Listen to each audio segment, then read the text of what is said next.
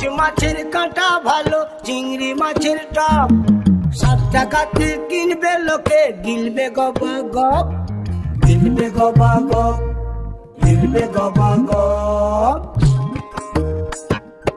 ইলিশ মাছের কাঁটা ভালো, চিংড়ি মাছের টক, 7 টাকাতে কিনবে লোকে, গিলবে গবা গপ, গিলবে গবা গপ, গিলবে গবা গপ।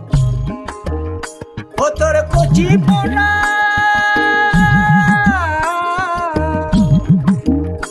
ও তোর কচি পোনা বেছে বেছে হাটে বেচা হবে গো। চুনো পুঁঠি আর বেচিস না, চুনো পুঁঠি আর বেচিস না।